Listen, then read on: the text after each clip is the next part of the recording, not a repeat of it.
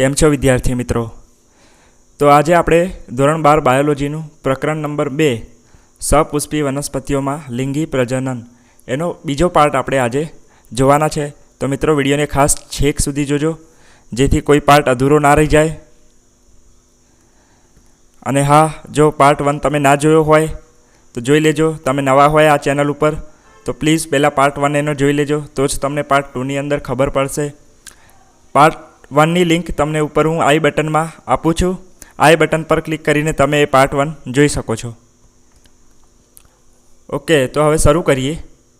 તો લઘુ બીજાણુ જનનની પ્રક્રિયા આપણે જોઈશું. તો ગયા પાર્ટની અંદર આપણે પરાગાશય સુધી જોયું હતું, બરાબર છે. પરાગાશયનું સ્ટ્રક્ચર જોયું હતું, એની સંરચના જોઈ હતી. તો હવે લઘુ બીજાણુ જનન શું છે? તો કે જ્યારે પરાગાશય તરુણ હોય ત્યારે સઘન રીતે ગોઠવાયેલા સમજાત કોષોના સમૂહ એ લઘુ બીજાણુ ધાનીની અંદર મધ્યની અંદર સ્થાન લે છે, જેને બીજાણુ જનક કહેવાય છે, એટલે કે સ્પોરોજીનસ ટીસ્યુ. હવે પરાગાશય એક વખત તરુણ થઈ જશે, બરાબર. એટલે કે જ્યારે પરાગાશયની એક એવી ઉંમર થઈ જશે કે એ હવે પરાગરજનું વિસ્ફોટન કરવા માટે રેડી હશે, અથવા તો પરાગરજ બનાવવા માટે રેડી હશે, બરાબર છે. તો એની અંદર આવા જે કોષોના સમૂહ હશે એ લઘુ બીજાણુ ધાનીની મધ્યની અંદર સ્થાન લેશે. આપણે લઘુ બીજાણુ ધાની જે ગયા લેક્ચરમાં પણ જોયું હતું, બરાબર છે, યાદ કરી લેજો. તો એ જે છે એને બીજાણુજનક પેશી કહીશું, સ્પોરોજીનસ ટીસ્યુ કહીશું આપણે. હવે લઘુ બીજાણુ જનનની પ્રક્રિયા એટલે શું? તો એને ઇંગ્લિશમાં આપણે કહીશું માઇક્રોસ્પોરોજીનેસિસ. તો પરાગાશય પરિપક્વ બને ત્યારે બીજાણુજનક પેશીના કોષો એ અર્ધીકરણ પામશે, બરાબર છે. હવે મેં કીધું એમ કે જ્યારે પરાગાશયની એક એવી ઉંમર આવી જશે, પરિપક્વ બની જશે, રેડી હશે એકદમ તૈયાર, ત્યારે બીજાણુજનક પેશીના જે કોષો હશે એ અર્ધીકરણ પામશે, બરાબર છે. અર્ધીકરણ એટલે કે મિયોસિસ, એટલે કે જે કોષનું વિભાજન થાય છે એનો એક પ્રકાર છે. તો શું થશે? લઘુ બીજાણુ ચતુષ્ક અથવા તો પરાગ ચતુષ્કની અંદર એનું વિભાજન થશે, એટલે કે માઇક્રોસ્પોર ટેટ્રાડ અથવા તો પોલન ટેટ્રાડ જેને કહેવાય, તો એ બનશે અહીં આગળ.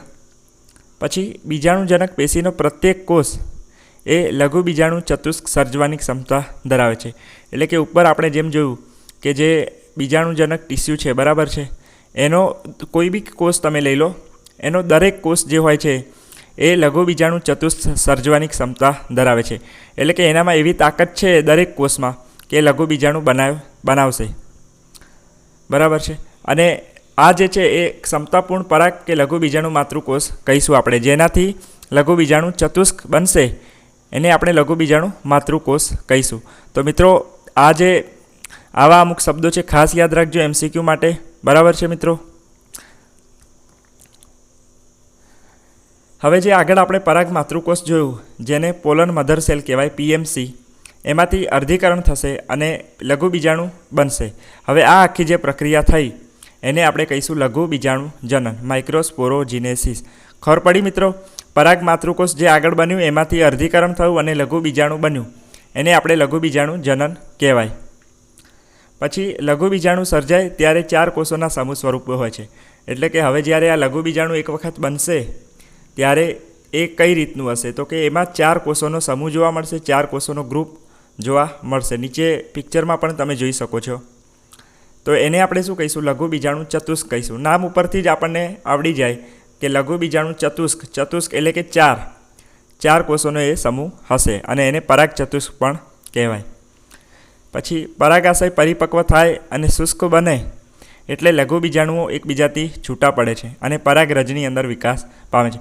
એટલે કે હવે જેમ જેમ આગળ પ્રોસેસ થતી જશે, બરાબર, પરાગાશય પરિપક્વ થાય અને આખું શુષ્ક બની જાય પછી શું થશે? તો કે લઘુ બીજાણુઓ એકબીજાથી હવે છૂટા પડશે, બરાબર છે. અને પછી ફાઇનલી એ પરાગરજની અંદર વિકાસ પામે છે. પરાગરજ અહીંયા બની જશે ફાઇનલી. પછી દરેક લઘુ બીજાણુ ધાનીની અંદર હજારોની સંખ્યામાં પરાગરજનું નિર્માણ થાય છે. તો મિત્રો આ જે બધી પ્રોસેસ થઈ, આ બધી પ્રોસેસની અંદર લાસ્ટમાં જે ફાઇનલ આપણી જે પ્રોડક્ટ છે પરાગરજ, એ પરાગરજ હજારોની સંખ્યામાં બનતી હોય છે. એટલે કે દરેક લઘુ બીજાણુ ધાનીની અંદર હજારોની સંખ્યામાં પરાગરજ બનશે, ખાસ યાદ રાખજો. પછી પરાગાશયનું સ્ફોટન થવાથી મુક્ત થશે. તો મિત્રો આગળ આપણને ખબર છે હવે પરાગરજનું કાર્ય શું છે? તો કે હવે એ સ્ફોટન થશે અને જે માદા જે અંગ છે પુષ્પનું એની ઉપર જશે આગળ.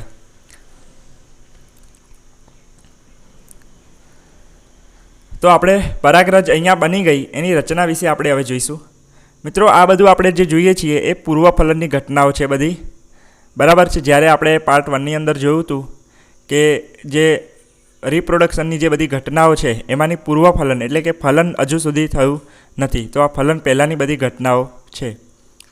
તો પરાગરજની રચના આપણે જોઈ લઈએ. પરાગરજ એટલે કે પોલન ગ્રેન કહેવાય, અને એની અંદર નરજન્યુજનકનો વિકાસ કેવી રીતે થાય છે એ પણ આપણે સમજવાનો છે. તો પરાગરજ એ નરજન્યુજનક અવસ્થાનું પ્રતિનિધિત્વ કરે છે. આપણને ખબર જ છે કે નર અને માદા, બરાબર છે મિત્રો, તો જ્યારે લિંગી પ્રજનન થતું હોય ત્યારે નર અને માદા જે જન્યુઓ હોય એની જરૂર પડતી હોય છે.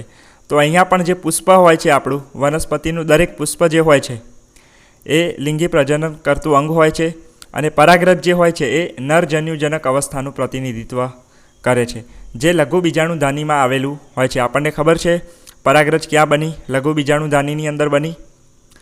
હવે જાસૂદના કે અન્ય કોઈ પુષ્પના ખુલ્લા પરાગાશયને સ્પર્શ કરશો તમે તો તમારી આંગળીઓ ઉપર પરાગરજનો પાવડર જોવા મળે છે. તમે આ વસ્તુ નોટિસ કર્યું જ હશે. કોઈ પણ તમે ફૂલ લીધું હોય, બરાબર, અને એની અંદર તમને એકદમ પાવડર જેવું દેખાય, તમને એને અડો જ્યારે એનું ખુલ્લો પરાગાશય એટલે કે ઉપરનો આવો જે ભાગ હોય છે, પિક્ચરમાં બતાવેલું છે કે જાસૂદનો આ ફૂલ છે, એને આ જગ્યાએ તમે સ્પર્શ કરો તો તમને પાવડર જોવા મળશે. એ પરાગરજ જ હોય છે.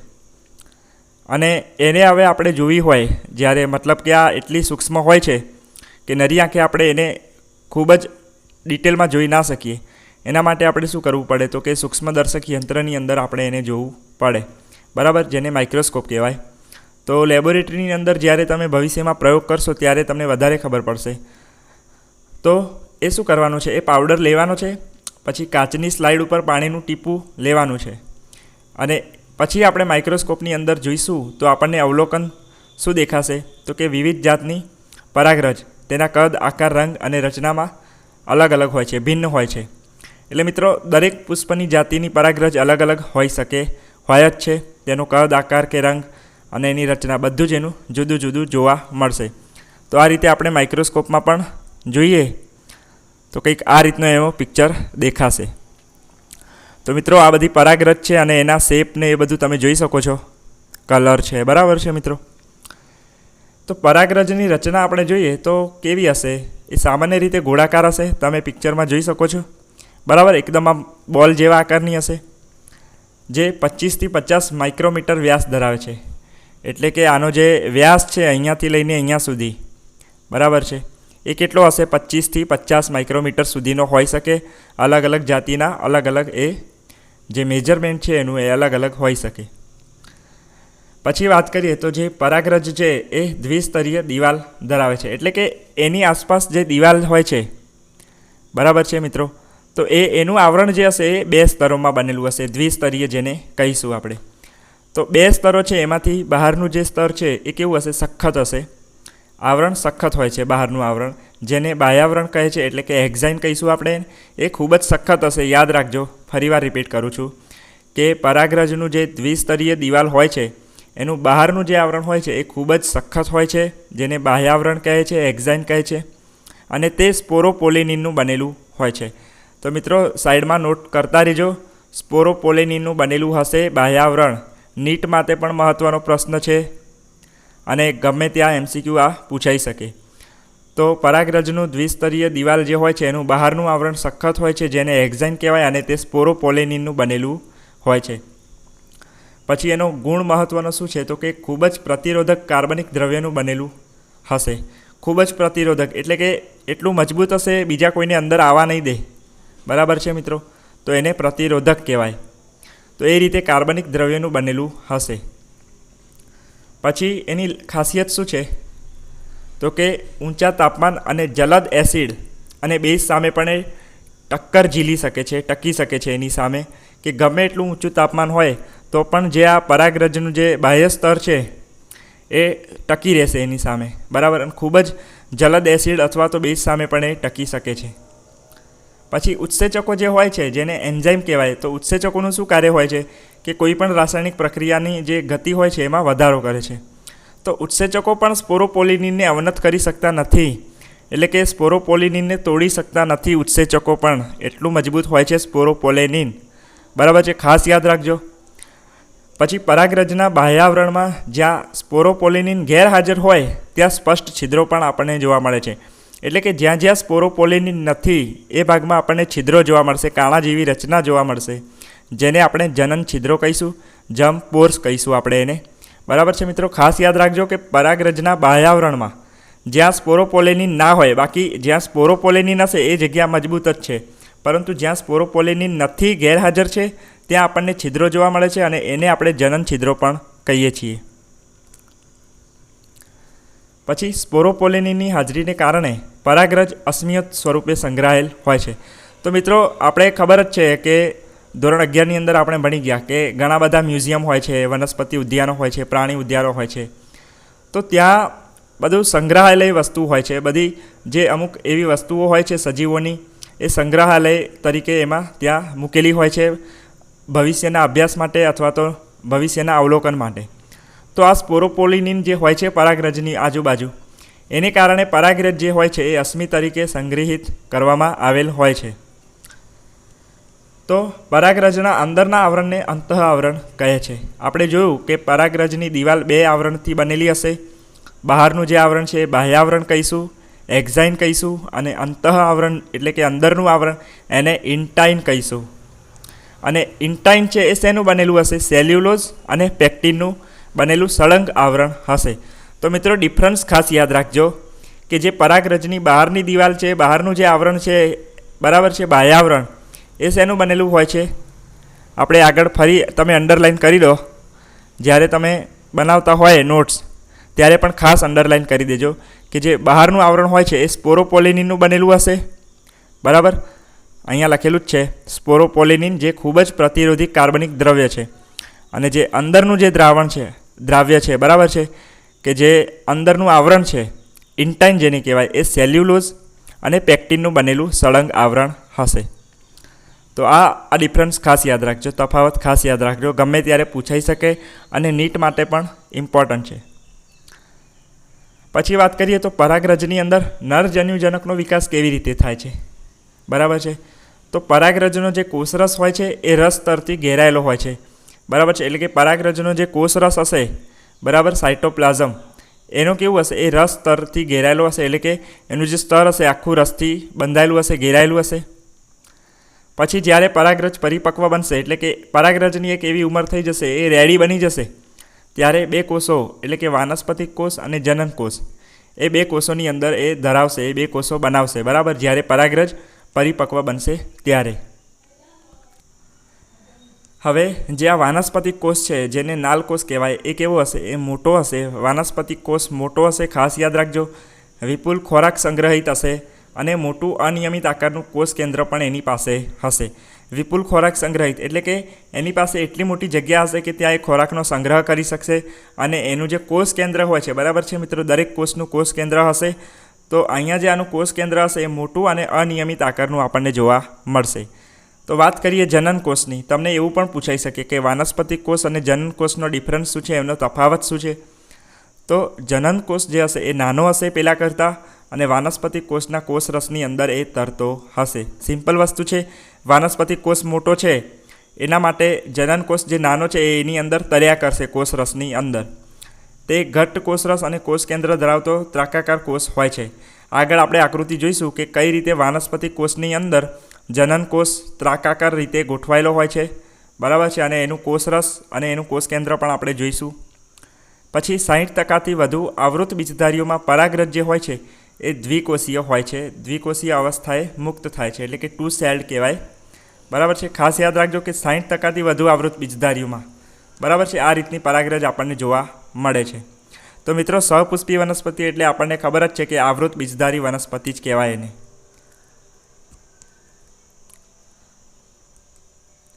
તો આપણે આકૃતિ જોઈ લઈએ કે માઇક્રોસ્કોપની અંદર, બરાબર છે, ઇલેક્ટ્રોન સૂક્ષ્મ ફોટોગ્રાફ્સ કંઈક પરાગરજના આ રીતે દેખાશે. એના શેપ તમે જોઈ શકો છો.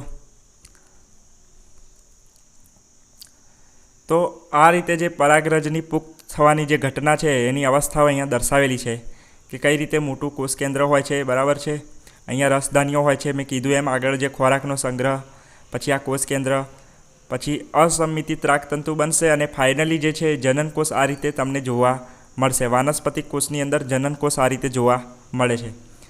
તો બાકીની જાતિઓમાં પરાગરજ મુક્ત થાય તે પહેલાં ત્રિકોષીય અવસ્થા ધરાવે છે. એટલે મિત્રો આપણે આગળ જોયું કે 60%થી વધુ આવૃત બીજધારીઓમાં પરાગરજ જે હોય છે એ દ્વિકોષીય અવસ્થાએ મુક્ત થશે. તો બાકીની 40% આવૃત બીજધારીમાં શું થશે? તો હવે જે બાકીની 40% આવૃત બીજધારી છે એની અંદર પરાગરજ મુક્ત થાય તે પહેલાં એ ત્રિકોષીય અવસ્થા ધરાવે છે. બરાબર છે. જનનકોષ સમભાજન પામી 2 નરજન્યુઓ અથવા તો પુંજન્યુઓ સર્જશે હવે. બરાબર છે કે હવે જે આ જનનકોષ અહીંયા બન્યો એનું સમભાજન થશે અને એ શું કરશે? આગળ જઈને 2 નરજન્યુઓ બનાવશે, એની રચના કરશે. પછી ઘણી જાતિઓની પરાગરજ ઘણા લોકોમાં તીવ્ર એલર્જી અને શ્વાસવાહિકાની યાતના એટલે કે બ્રોન્ચિયલ એપ્લિક્શન પણ પ્રેરે છે. એટલે કે આપણને થોડીક જે આપણી શ્વાસવાહિકા છે એની અંદર આપણને થોડુંક દુઃખ થશે, આપણે એની અંદર પીડા થશે. તો કેમ આવું થાય છે? કારણ કે ઘણી જાતિઓની પરાગરજ જે હોય છે એ ઘણા લોકોની અંદર એલર્જીનું કામ કરશે. આપણે એવું સાંભળ્યું હશે કે મને આ વસ્તુથી એલર્જી છે, મને આ વસ્તુથી એલર્જી છે.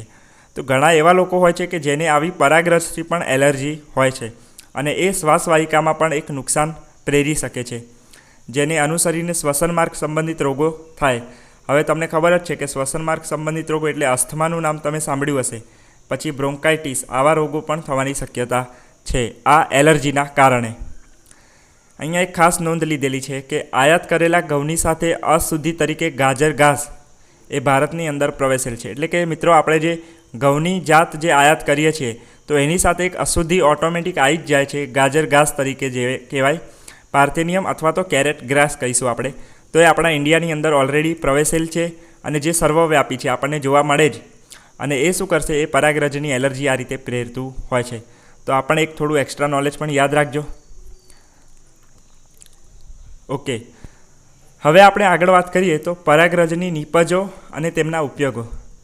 તો મિત્રો આપણને ખબર છે કે મનુષ્ય છે એ બહુ જ સ્વાર્થી હોય છે. બરાબર છે. તો આપણે આની અંદર પણ આપણો સ્વાર્થ શું છે ને એ આપણે જોઈ લીધું છે. પરાગરજનું પણ એક આપણે એનો ઉપયોગ કાઢી લીધો છે. બરાબર છે. તો પરાગરજ જે હોય છે એ પોષક તત્વોથી સમૃદ્ધ હોય છે. બરાબર છે. એટલા માટે જ આપણે માણસ એનો ઉપયોગ કરીએ છીએ. તો પરાગરજના પોષક તત્વોની વાત કરીએ તો આપણને એની અંદર પ્રોટીન જોવા મળે છે, કાર્બોહાઈડ્રેટ્સ એટલે કે સુગર એટલે કે કાર્બોદિત જોવા મળે છે, થોડા ઘણા ફેટ એટલે કે લિપિડ પણ જોવા મળે છે. બરાબર છે. અમુક વિટામિન્સ પણ જોવા મળે છે, મિનરલ્સ પણ જોવા મળે છે. તો મિત્રો પરાગરજની અંદર આવા પોષક તત્વો જોવા મળે છે. ફરી રિપીટ કરું છું, તમારે નોંધ કરવી હોય તો કરી લેજો. પ્રોટીન, કાર્બોદિત, લિપિડ અને વિટામિન અથવા તો મિનરલ. બરાબર છે. થોડા અંશમાં એ પણ આપણને જોવા મળે છે. એટલા માટે જ મનુષ્ય એનો ઉપયોગ કરે છે. તો હાલના વર્ષોમાં પરાગરજની ગોળીઓ ટેબ્લેટ્સ તરીકે પૂરક આહાર તરીકે લેવાય છે. એટલે કે પરાગરજ આપણે કઈ રીતે લઈ શકીએ? તો એનો ટેબ્લેટ હોય છે, એની ટેબ્લેટ્સ આવે છે. બરાબર છે. ગોળી એ પૂરક આહાર તરીકે લેવાય છે. પશ્ચિમી દેશોની અંદર મોટા પ્રમાણમાં પરાગરજની પેદાશો જે હોય છે એ ગોળીઓ અને સિરપ સ્વરૂપે બજારમાં ઉપલબ્ધ છે. એટલે કે પશ્ચિમી દેશોની વાત કરીએ તો ત્યાં પરાગરજની પેદાશો કઈ રીતે વેચાય છે? ગોળીઓમાં અથવા તો સિરપ એટલે કે જે દવાની બોટલ આવે છે એ રીતે એ વેચાતી હોય છે. પરાગરજનો વપરાશ કરવાથી શું ફાયદો થશે મનુષ્યને? તો જે રમતવીરો હોય છે અને રેસ એટલે કે દોડમાં ભાગ લેનાર ઘોડો હોય છે એ ઘોડામાં પણ જે એનું પરફોર્મન્સ હોય છે એમાં વધારો કરે છે. બરાબર છે. તો પરાગરજનો વપરાશ કરવાથી આ રીતે ફાયદો થતો હોય છે, એનું પરફોર્મન્સ વધી જતું હોય છે. બરાબર. કારણ કે એની અંદર એવા પોષક તત્વો રહેલા છે, એટલા માટે આપણે એનો ઉપયોગ કરીએ છીએ. તો પિક્ચરની અંદર ખાસ જોઈ લેજો કે બી પોલન. બરાબર છે કે આની પરાગરજ જે છે આ રીતે વપરાતી હોય છે અને માર્કેટમાં અવેલેબલ હોય છે. હવે આપણે વાત કરવાની છે કે પરાગરજની જીવિતતા. બરાબર કે પરાગરજ ક્યાં સુધી એનું જીવન જીવશે, એટલે કે ક્યાં સુધી એક્ટિવ રહેશે. બરાબર છે કે પરાગરજ ક્યાં સુધી કામની છે, આપણી માટે નહીં પણ કોઈ પણ એના પુષ્પ માટે ક્યાં સુધી કામની છે એ આપણે હવે જોઈશું. તો પરાગરજ જે છે એ પરાગાશયમાંથી મુક્ત થાય અને જો ફલનમાં ભાગ લેવાની હોય તો તેઓની જીવિતતા ગુમાવાય એની પહેલાં તેમનું પરાગાસન પર સ્થાપન થવું જરૂરી છે. તો સીધી વસ્તુ છે, સ્વાભાવિક છે કે હજુ સુધી ફલન થયું નથી અને જો ફલન પહેલાં એની જીવિતતા ગુમાશે તો પછી એ વસ્તુ આપણા કામની નથી, પુષ્પ માટે કામની નથી. બરાબર છે. તો એની જીવિતતા ના ગુમાય એ પણ અહીંયા ખાસ વનસ્પતિઓ ઉપર આધાર રાખે છે. તો એની જીવિતતા આપણે એટલા માટે જ જોવાની છે. તો જીવિતતા ગુમાવાય એની પહેલાં એ પરાગાસન ઉપર બેસી જાય, સ્થાપન થઈ જાય, જતી રહે, ત્યાં પહોંચી જાય એ જરૂરી હોય છે. પરાગરજની જીવિતતાનો સમયગાળો એ ભિન્નતા દર્શાવે છે. એટલે કે અલગ અલગ જાતિના અલગ અલગ જે પુષ્પો હશે એની પરાગરજ જે અલગ અલગ હશે એની જીવિતતા પણ અલગ અલગ હશે. એટલે કે કોઈ 1 મહિનો જીવશે, કોઈ 1 વર્ષ જીવશે, બરાબર છે, કોઈ 1 કલાક જીવશે. તો એ રીતે પરાગરજની જીવિતતા નક્કી કરવામાં આવતી હોય છે એના સમયગાળા અનુસાર કે ક્યાં સુધી એક્ટિવ રહે છે એમ. અને તે કંઈક અંશે પ્રવર્તમાન તાપમાન અને ભેજ ઉપર પણ આધારિત હોય છે. એટલે કે એની લાઈફ થોડાક અંશે તાપમાન અને ભેજ ઉપર પણ આધારિત હોય છે કે કેવું ટેમ્પરેચર છે બહાર, ગરમી છે, ઠંડી છે, અથવા તો ભેજવાળું વાતાવરણ છે. તો એના ઉપર એ આધાર રાખશે કે પરાગરજ કેટલી એક્ટિવ રહેશે. કેટલાક ધાન્યોની વાત કરીએ જેવા કે ઘઉં, ચોખા, એની અંદર પરાગરજ મુક્ત થયા પછી 30 જ મિનિટમાં જીવિતતા ગુમાવે છે. ખાસ યાદ રાખજો કે ઘઉં અને ચોખા જેવા જે ધાન્યો છે એની પરાગરજ મુક્ત થયા પછી, એટલે કે એકવાર પરાગરજ મુક્ત થઈ ગઈ પરાગાશયમાંથી, ત્યાંથી 30 મિનિટ સુધી એટલે કે અડધા કલાક સુધી એ એની જીવિતતા ગુમાવે છે. બરાબર. એટલે 30 મિનિટ પહેલાં એને પરાગાસન ઉપર બેસવું જરૂરી હોય છે, ત્યાં પહોંચવું જરૂરી હોય છે આગળ ફલન થવા માટે. પછી આગળ વાત કરીએ તો રોજેસી, લેગ્યુમિનેસી અને સોલેનેસી. તો આ મિત્રો બધી ફેમિલી છે વનસ્પતિ જાતિની. તો રોજેસી એટલે મિત્રો તમને ઉદાહરણ આપું તો ગુલાબ, બરાબર. તો ગુલાબ જે ફૂલ છે રોજેસી ફેમિલીની અંદર આવતું હોય છે. લેગ્યુમિનેસીની વાત કરું તો એનું ઉદાહરણ છે કઠોળ, બરાબર છે. તો બધી જે કઠોળ હોય છે લેગ્યુમિનેસી ફેમિલીની અંદર એનો સમાવેશ થાય છે. અને સોલેનેસી કુળ, બરાબર છે, કે અમુક શાકભાજી પણ આવી જાય છે સોલેનેસી કુળમાં. તો એવા સભ્યોમાં શું થશે તો એની જીવિતતાઓ મહિનાઓ સુધી ચાલતી હોય છે. ખાસ ડિફરન્સ યાદ રાખજો. ઘઉં અને ચોખા જેવા ધાન્યોમાં 30 મિનિટ સુધી એની જીવિતતા હોય છે પરાગરજની મુક્ત થયા પછી. અને રોજેસી, લેગ્યુમિનેસી અને સોલેનેસી એટલે કે ગુલાબનું ફૂલ ઉદાહરણ તરીકે, કઠોળ અને અમુક શાકભાજીના જે ફેમિલી હોય છે, બરાબર છે, એની જીવિતતાઓ મહિના સુધી ચાલતી હોય છે. મોટી સંખ્યાની જાતિઓની પરાગરજને પ્રવાહી નાઇટ્રોજન એટલે કે લિક્વિડ નાઇટ્રોજન -196 ડિગ્રી સેલ્સિયસ એને રાખી શકાય છે. અને આ પ્રોસિજરને ક્રાયો પ્રિઝર્વેશન કહેવાય છે. એટલે કે મોટી સંખ્યાની જે જાતિઓ હોય છે એની પરાગરજ આપણે જો સાચવી રાખવી હોય તો આપણે કઈ રીતે સાચવી રાખીશું તો કે પ્રવાહી નાઇટ્રોજનની અંદર પ્રવાહી નાઇટ્રોજનનું જે ટેમ્પરેચર હોય છે -196 ડિગ્રી સેલ્સિયસમાં એને રાખવામાં આવે છે, એને સંગ્રહિત કરવામાં આવે છે, જેને ક્રાયો પ્રિઝર્વેશન કહેવાય છે. તો આ પણ નીટ માટે ઇમ્પોર્ટન્ટ પ્રશ્ન છે કે ક્રાયો પ્રિઝર્વેશનમાં આપણે પ્રવાહી નાઇટ્રોજનનું તાપમાન કેટલું હોય છે તો -196 ડિગ્રી સેલ્સિયસ. તો આ જે છે એ ખૂબ જ ઇમ્પોર્ટન્ટ કહેવાય, બરાબર છે, MCQ માટે. તો આ ખાસ યાદ રાખવાનું છે કે પ્રવાહી નાઇટ્રોજન એ -196 ડિગ્રી સેલ્સિયસે હોય છે અને ત્યાં આપણે સંગ્રહિત કરી શકીશું. આ સંચિત પરાગરજનો ઉપયોગ પરાગનિધિ તરીકે થાય છે. તો મિત્રો આપણે એનો સંગ્રહ કેમ કરવો, બરાબર છે, તો એનું પણ આપણે આગળ ભવિષ્યમાં એનો ઉપયોગ કરવા માટે, બરાબર છે, કે એની પરાગનિધિ તરીકે પણ એનો આપણે ઉપયોગ કરી શકીએ. તો કોઈ પણ મિત્રો બેંક હોય છે, બેંકનું શું કામ હોય છે કે ત્યાં અમુક સ્ટોર કરી રાખે, વસ્તુ સ્ટોર કરી રાખે. જેમ કે બ્લડ બેંક હોય છે તો ત્યાં તમને બધા જ બ્લડ ગ્રુપનું બ્લડ તમને ત્યાં મળી જાય, બરાબર છે, રક્ત જે આપણે કહીએ છીએ, બરાબર છે. તો A પોઝિટિવ, B પોઝિટિવ, તો એ રીતે આપણને અલગ અલગ ત્યાંથી લોહી મળતું હોય છે કારણ કે એ બ્લડ બેંક છે. બેંક એટલે ત્યાં આગળ બધું આપણને મળી રહે, બરાબર છે. તો એ રીતે પરાગરજનો ઉપયોગ જે છે એ પરાગનિધિ તરીકે થાય છે. એટલે કે પોલન બેંક, એની પણ બેંક હશે, ત્યાં આપણે એને સંગ્રહ કરી રાખીશું.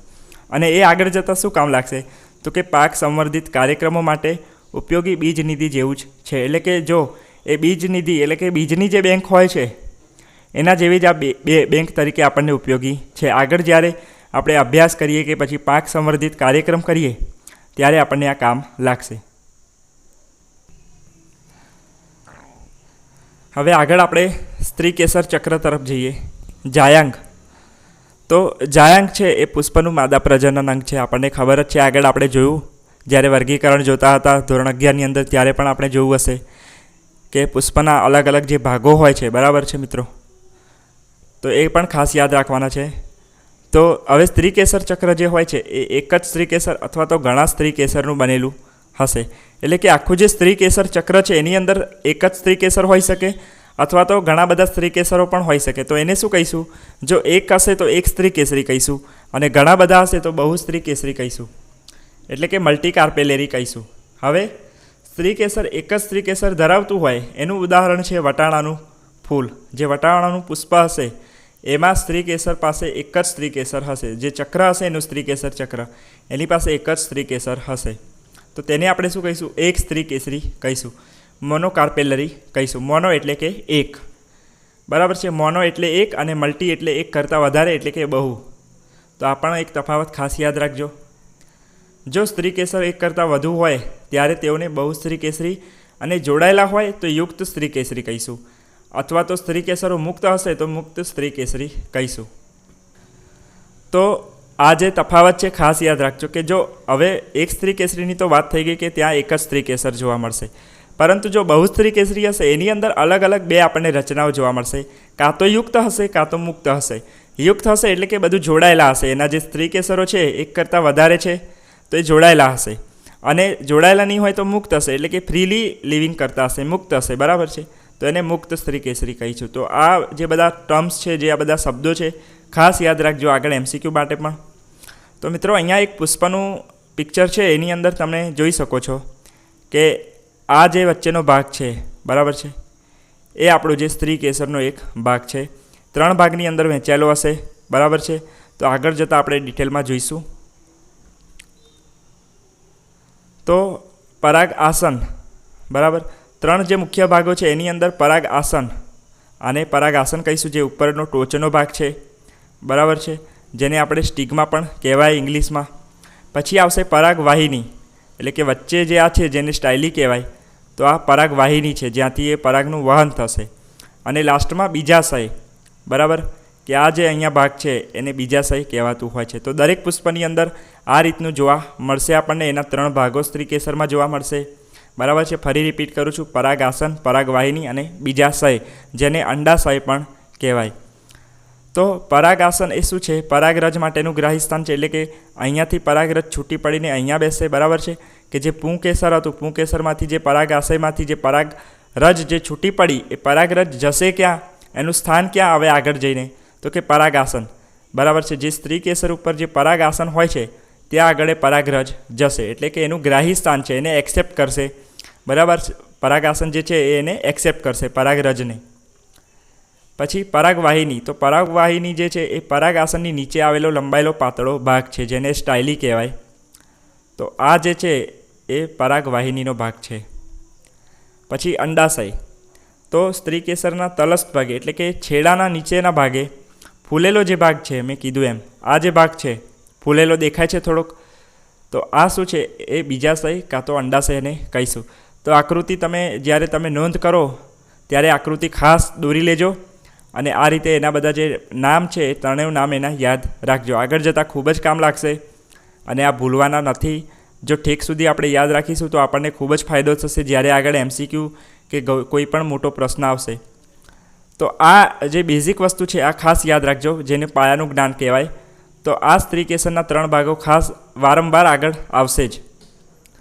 હવે બીજાશયની અંદર બીજાશય જે હોય છે પોલાણ આવેલું હોય છે, એટલે કે કોટર, બીજાશય પોલાણ જેને કહેવાય. તો એ શેની અંદર? આપણને બીજાશયની અંદર જોવા મળશે. પછી જરાયુ, તો બીજાશયના પોલાણની અંદર જરાયુ આવેલું હોય છે. જરાયુ પરથી મહાબીજાણુધાની, એટલે કે મેગાસ્પોરેન્જિયમ ઉદ્ભવે છે. ત્યાંથી મહાબીજાણુધાનીની શરૂઆત થાય છે જરાયુ પરથી.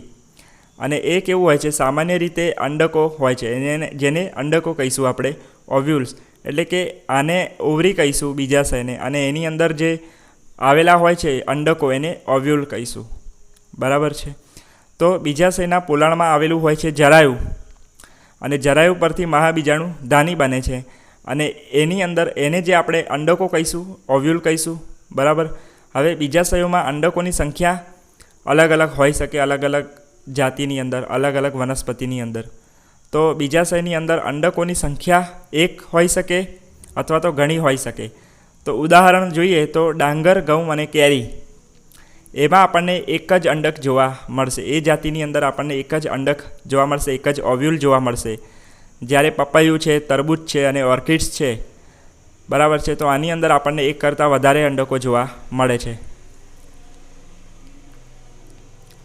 ઓકે, તો અહીંયા સ્ત્રી કેસર દર્શાવતું જાસૂદનું વિચ્છેદિત પુષ્પ છે, એટલે કે એનો એક ભાગ, જે મુખ્ય ભાગ જે છે એનો સ્ત્રી કેસરનો જ, ફક્ત એ જ અહીંયા દેખાડેલો છે.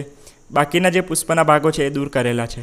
તો તમે જોઈ શકો છો, બરાબર છે, કે પરાગાસન, પરાગવાહિની અને આ રીતે અંડાશય અથવા તો બીજાશય આ રીતે દેખાતું હશે.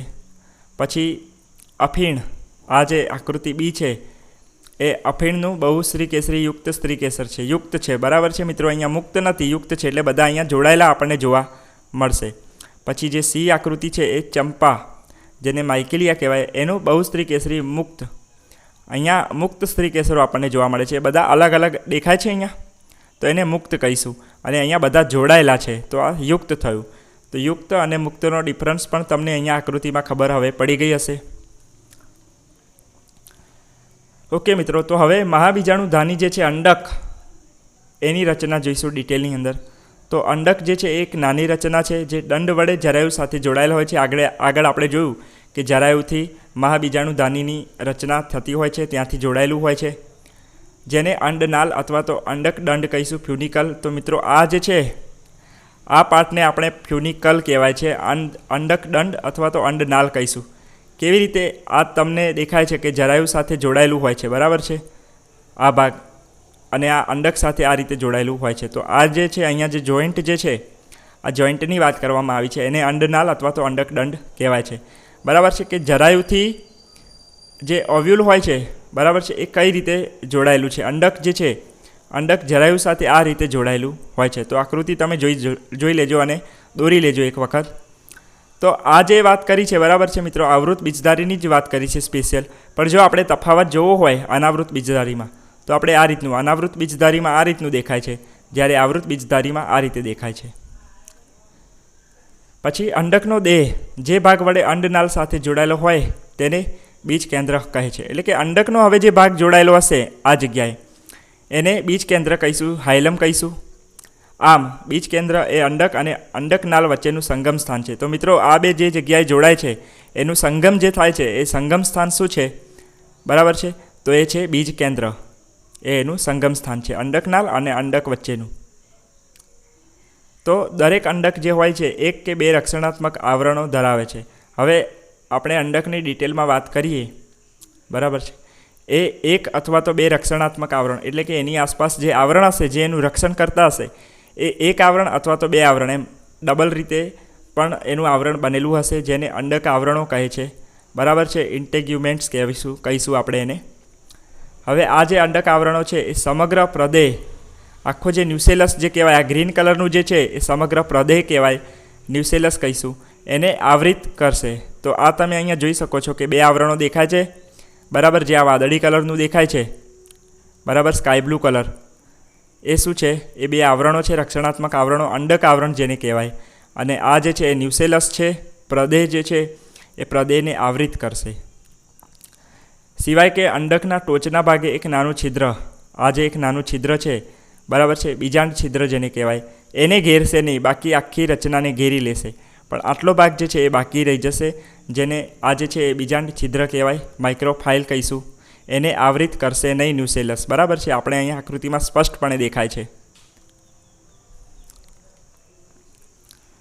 હવે જે આ અંડક છિદ્ર છે એને સામેના છેડે, એટલે કે ઠેક એની વિરોધી છેડો જે છે એને અંડક તલ કહીશું, બરાબર છે. અને એ અંડક જે છે એ તળિયાના ભાગે આપણને જોવા મળશે, અંડકના લાસ્ટ છેલ્લા ભાગે જોવા મળશે.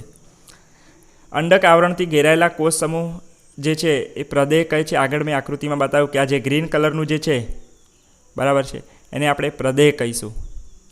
પ્રદેહના કોષો વિપુલ પ્રમાણમાં સંચિત ખોરાક ધરાવે છે. તો એનું કાર્ય શું છે કે એ ખોરાક, એની પાસે જે ખોરાક સંચાયેલો જોવા મળશે, સંગ્રહિત ખોરાક જોવા મળશે વિપુલ પ્રમાણમાં.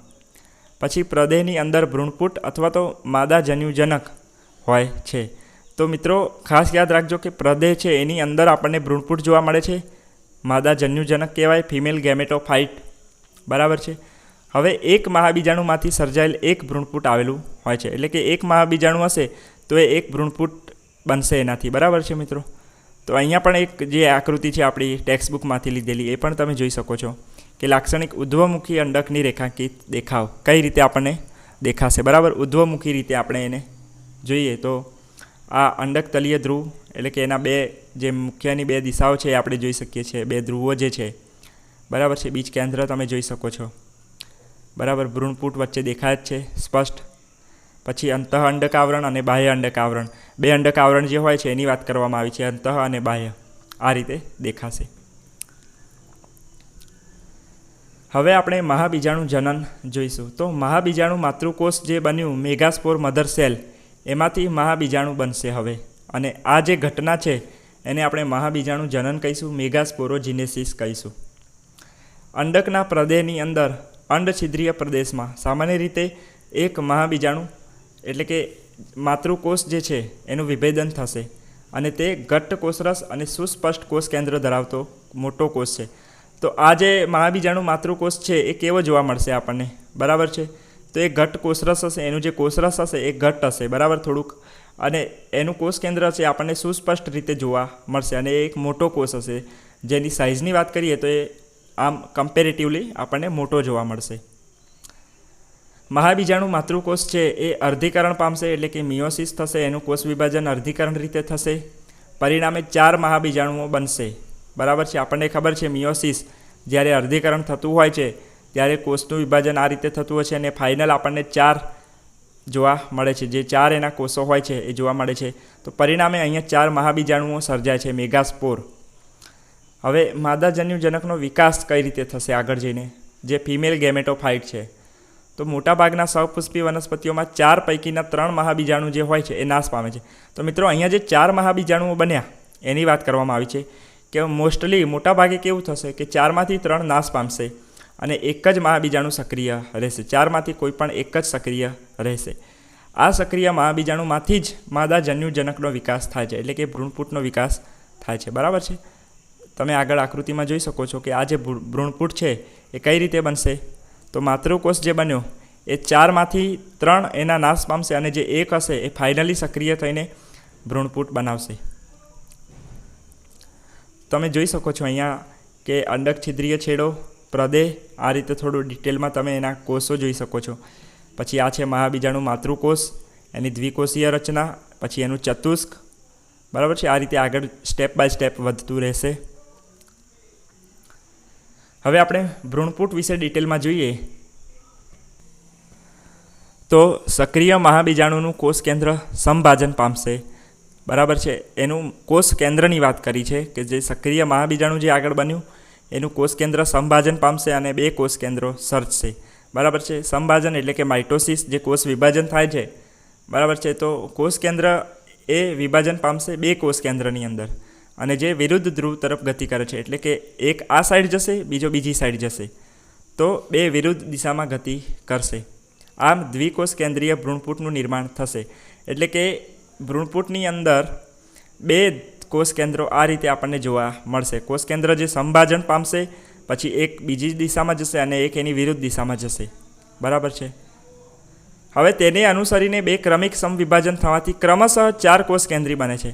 તો મિત્રો આગળ જઈને એ સમવિભાજન પામશે, ફરી વાર 2 સમવિભાજન થશે અને એકમાંથી 2 બન્યા, હવે 2માંથી 4 બનશે. તો 4 કોષ કેન્દ્રીય અને પછી 4માંથી 8 કોષ કેન્દ્રીય ભ્રૂણપૂટનું નિર્માણ થાય છે. તો મિત્રો સમવિભાજન થયા કરશે, 1માંથી 2, 2માંથી 4 અને 4માંથી 8 ડબલ. હવે આ રીતે આપણને કોષ કેન્દ્ર જોવા મળશે. આ પ્રકારનું જે વિભાજન છે એ ચુસ્તપણે મુક્ત કોષ કેન્દ્રીય પ્રકારનું હોય છે, એટલે કે ત્યાં કોષ કેન્દ્રો જે હોય છે એકદમ ફ્રીલી ફરતા હશે, મુક્ત રીતે ફરતા હશે અને કોષ કેન્દ્રનું વિભાજન થઈ જાય એના પછી કોષ દિવાલ બનશે નહીં. કેમ અહીંયા મુક્ત કોષ કેન્દ્રીય કીધું છે? એનું કારણ કે ત્યાં કોષ દિવાલનું નિર્માણ થતું નથી. ફરી રિપીટ કરું છું કે જ્યારે કોષ કેન્દ્રો 1માંથી 2, 2માંથી 4 અને 4માંથી 8 બન્યા એ મુક્ત રીતે હોય છે, એની આસપાસ કોઈ કોષ દિવાલ હોતી નથી. 8 કોષ કેન્દ્રીય અવસ્થા બાદ હવે શું થશે? જ્યારે 8 બની ગયા તો કોષ દિવાલનું જે નિર્માણ છે એને અનુસરીને લાક્ષણિક માદા જન્યુજનક કે ભ્રૂણપૂટ આખું હવે સર્જન એનું થશે, ભ્રૂણપૂટ બનશે આગળ જઈને. હવે 8 કોષ કેન્દ્રો પૈકી 6 કોષ કેન્દ્રો જે છે એ કોષ દિવાલ વડે આવૃત થાય છે. ધીરે ધીરે 8માંથી જે 6 હોય છે એમાં કોષ દિવાલ એની આવી જશે, એની રચાઈ જશે કોષ દિવાલ અને કોષીય સ્વરૂપ ધારણ કરશે, આખું એક કોષ બનશે. જ્યારે બાકીના 2 હવે વધ્યા, 8માંથી 6 ગયા, 2 વધ્યા, એ કોષ કેન્દ્રો હવે ધ્રુવીય કોષ કેન્દ્રો કહીશું આપણે એને, પોલર ન્યુક્લી કહીશું, એટલે કે 2 અલગ અલગ ધ્રુવોમાં એ વહેંચાઈ જશે. અંડ પ્રસાધનની હેઠળ મોટા કેન્દ્રસ્થ કોષ સેન્ટ્રલ સેલમાં ગોઠવાઈ જશે. બરાબર છે. અંડ પ્રસાધન આપણે જોયું હતું આગળ. બરાબર છે. એગ એપરેટસ કહીશું આપણે એને. તો એગ એપરેટસની અંદર એ મોટા કોષ કેન્દ્રસ્થ કોષ તરીકે બની જશે, એટલે કે સેન્ટ્રલ સેલની અંદર ગોઠવાઈ જશે. ભ્રૂણપૂટની જે કોષો છે એ લાક્ષણિક ગોઠવણી આપણને જોવા મળશે, એટલે કે જે રીતે કોષો ગોઠવવા જોઈએ એ રીતે ભ્રૂણપૂટની અંદર આપણને કોષો ગોઠવાયેલા જોવા મળશે. એકદમ પરફેક્ટ રીતે ગોઠવાઈ જશે. અંડક છિદ્ર તરફના 3 કોષો ભેગા મળીને અંડ પ્રસાધનની રચના કરે છે. હવે અંડક છિદ્ર તરફના જે 3 કોષો છે એ ભેગા થશે અને અંડ પ્રસાધનની રચના કરશે. હવે અંડ પ્રસાધનમાં 2 સહાયક કોષો હશે. બરાબર છે. અને 1 અંડકોષ હશે. તો 2 અને 1 3 થઈ ગયા મિત્રો. તો આ રીતે યાદ રાખજો કે અંડક છિદ્રના 3 કોષો છે એ ભેગા મળીને અંડ પ્રસાધન બનાવશે. એમાંથી 2 સહાયક અને 1 અંડકોષનો સમાવેશ થાય છે. આગળ આકૃતિ જોઈશું તો વધુ ખબર પડશે. બરાબર છે મિત્રો. તમે જોઈ શકો છો કે 2માંથી 4, 4માંથી 8 આ રીતે બન્યા. પછી જે પ્રતિધ્રુવીય કોષો છે 3 અહીંયા દેખાય છે અંડક તલીય છેડા આગળ, અને આ છે અંડક છિદ્રીય છેડો. તો અહીંયા તંતુમય પ્રસાધન અને સહાયક કોષો તેમજ અંડકોષ આ રીતે આપણને જોવા મળશે. સહાયક કોષો અંડ છિદ્રની ટોચ તરફ એક વિશિષ્ટ પ્રકારનું સ્થૂલન ધરાવે છે, જેને તંતુમય પ્રસાધન કહે છે, પિલાઇફોર્મ એપરેટસ. જો મિત્રો અહીંયા દેખાડું કે આ જે તંતુમય પ્રસાધન છે એની વાત કરવામાં આવી છે, કે જે અંડક છિદ્રીય છેડો હોય છે, બરાબર, ભ્રૂણપૂટનો, ત્યાં આગળ આપણને આવી એક વિશિષ્ટ રચના જોવા મળે છે, તંતુમય, તંતુઓ જેવું અહીંયા જોવા મળે છે. બરાબર છે. જેને તંતુમય પ્રસાધન કહીશું, પિલાઇફોર્મ એપરેટસ, જે પરાગ નલિકાને સહાયક કોષોમાં પહોંચાડવાનું કાર્ય કરે છે. કે પરાગ નલિકા જે હોય છે એને સહાયક કોષોની અંદર એ પહોંચાડશે, ત્યાં આગળ એને લઈ જશે. 3 કોષો અંડકતલ તરફ ગોઠવાય છે. મેં આગળ આકૃતિમાં બતાડ્યું કે હવે જે 3 કોષો હોય છે એ અંડકતલીય છેડા તરફ આપણને જોવા મળશે, જેને પ્રતિધ્રુવીય કોષો કહીશું. એન્ટીપોડલ, પ્રતિ એટલે કે એન્ટીપોડલ સેલ આપણે એને કહીશું. બરાબર છે. મધ્યસ્થ મોટો કોષ જે હોય છે એ દ્વિધ્રુવીય કોષ કેન્દ્ર ધરાવે છે. હવે જે આ મધ્યસ્થ જે છે, બરાબર છે, એની વાત કરવામાં આવી છે. તો એના ધ્રુવીય કોષ કેન્દ્રો પણ આપણને જોવા મળે છે. આમ આવૃત બીજધારીનો લાક્ષણિક જે ભ્રૂણપૂટ હોય છે, ટિપિકલ એમ્બ્રિયો સેક, ભ્રૂણપૂટ એટલે કે એમ્બ્રિયો સેક, એ જ્યારે પુખ્ત થશે ત્યારે 8 કોષ કેન્દ્રીય હશે, પરંતુ 7 કોષીય રચના ધરાવે છે. બરાબર છે. કોષ કેન્દ્રો 8 છે, પરંતુ કોષીય રચના આપણે જોઈએ તો 7. એનું કારણ કે એક કોષની અંદર 2 કોષ કેન્દ્રો આપણને જોવા મળે છે, એટલા માટે 8 કોષ કેન્દ્રીય હશે, પરંતુ 7 કોષીય રચના ધરાવતું હશે. તો અહીંયા ખાસ યાદ રાખજો, કન્ફ્યુઝન ના રહે તમને. બરાબર છે. કારણ કે આ જે હોય છે એની અંદર 2 કોષ કેન્દ્રો હોય છે. બરાબર છે. જે મધ્યસ્થ છે, કેન્દ્રસ્થ છે, એની અંદર. તો વૈજ્ઞાનિકની વાત કરીએ તો પંચાનન મહેશ્વરી 1950ની અંદર કેટલીક સંખ્યામાં મહાબીજાણુ કોષ કેન્દ્રો એ ભ્રૂણપૂટમાં વિકાસની અંદર ભાગ લે છે. એના આધારે માદા જન્યુજનકને મોનોસ્પોરિક, બાયસ્પોરિક અને ટેટ્રાસ્પોરિક ભ્રૂણપૂટની અંદર વર્ગીકૃત કર્યા હતા. એટલે કે આ જે મહાબીજાણુ કોષ કેન્દ્રો છે, બરાબર છે, એ કેટલી સંખ્યાની અંદર ભ્રૂણપૂટમાં વિકાસ લેશે, એટલે કે આગળ જઈને કેટલી સંખ્યામાં એ ભ્રૂણપૂટ બનાવે છે. જે મહાબીજાણુ છે, કોષ કેન્દ્રો જે એના છે, એ આગળ જતાં કેટલા ભ્રૂણપૂટની અંદર વિકાસ પામે છે, એને આધારે પંચાનન મહેશ્વરીએ શું કર્યું, તો કે જન્યુજનક જે છે, માદા જન્યુજનક, એને વર્ગીકૃત કર્યા. મોનો એટલે કે 1, મોનોસ્પોરિક, બાયસ્પોરિક, બરાબર, બાય એટલે કે 2, અને ટેટ્રાસ્પોરિક, ટેટ્રા એટલે કે 4. તો આ રીતે ભ્રૂણપૂટમાં એમણે વર્ગીકૃત કર્યા હતા. ઓકે મિત્રો, તો તમે આકૃતિ જોઈ જ લીધી છે. તો મિત્રો, વિડીયો ગમ્યો હોય તો લાઈક કરજો, ચેનલને પ્લીઝ સબસ્ક્રાઈબ કરજો અને તમારા મિત્રો સાથે પણ શેર કરજો. ઓકે મિત્રો, તો હવે આપણે નેક્સ્ટ પરાગનયન વિશે જોવાનું છે, પોલિનેશન વિશે આપણે જોઈશું. ત્યાં સુધી જોડાયેલા રહેજો.